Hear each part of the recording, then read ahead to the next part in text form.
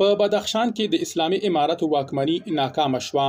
د افغانستان د شنونکو ډلې د خبر لمخې نوموړې واکمني په بدخشان کې د کوکنارو د کرکیلې په مخنیوي کې ناکامه شوه.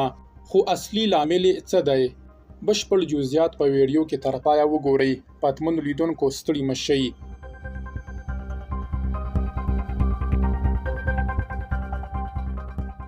د افغانستان د شنونکو ډلې په یو راپور کې لیکلي چې په بدخشان کې د نشئی توکو له کرکیلې څخه د مخنیوي په برخه کې د اسلامي امارت د واکمنۍ هڅې له ماتې سره مخ شوي دي. په یاد ولایت کې سیمه ایز چارواکي د خپل مشر د امر پر خلاف د کوکنارو له کرکیلې مخنیوی نه کوي. نوموړې ډلې لیکلي د کوکنارو د بدیل کښت د برابرولو په برخه کې د دغې واکمنۍ د ناکامۍ له امله په ځینو ولایتونو او په ځانګړې توګه په بدخشان کې کروندګر د کوکنارو د کرکیلې دوام ته اړ کړي دي. په بدخشان کې د اسلامي امارت د واکمنۍ ناکامي. په بدخشان کې کروندګر له پلازمینې څخه د لرېوالي د ناهوارو ځمکو او سیاسي لیدلوري له امله پر دې بریالي شوي چې د کوکنارو د کرکیلې بندښت ته شا کړي. نوموړې واکمنۍ پروسه کال په بدخشان کې د کوکنارو د بوټو د له منځه وړلو لپاره یو کمپاین پیل کړ، خو د ځایي وګړو له کلک مقاومت سره مخ شو او په دې اخوډب کې یو شمېر کسانو ته مرګ ژوبله هم واوښته.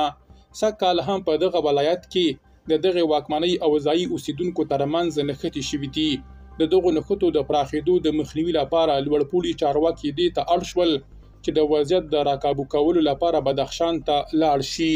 د کرکیلې پټې لارې چارې کروندګرو په ځینو سیمو کې له یادې واکمنۍ سره د نه مخ کېدو له امله په پټه د کوکنارو کرلو ته مخه کړې ده.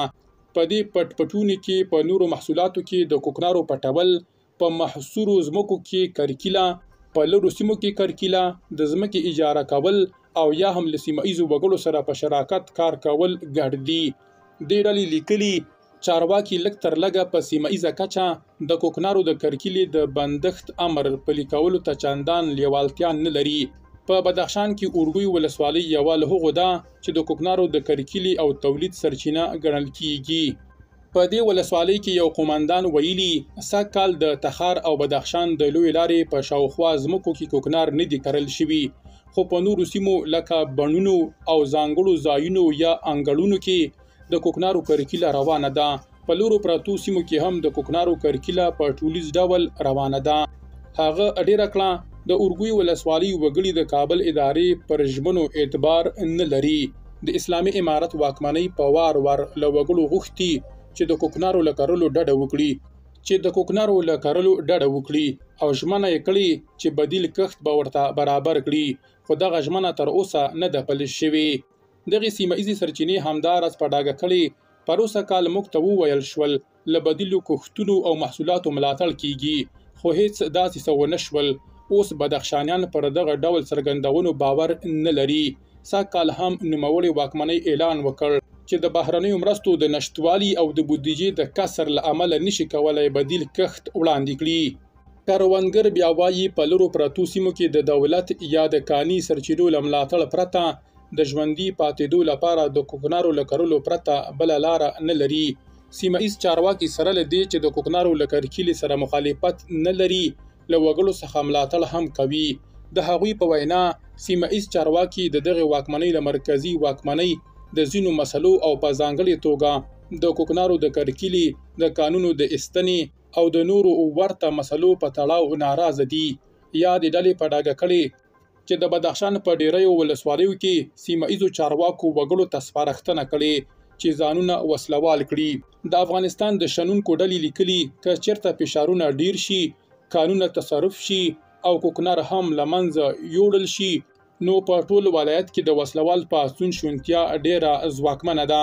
په اورګوی ولسوالۍ کې یو سیمه ایز قومندان هم دغه موضوع منلي او ویلي دي په بدخشان کې ټول سیمه ایز چارواکي د کوکنارو د له منځه وړلو سره مخالف دي او د نشئی توکو پر وړاندې د مبارزې ادارې له چارواکو پرته نور ټول سیمه ایز چارواکي له دغې چارې ملاتړ نه کوي.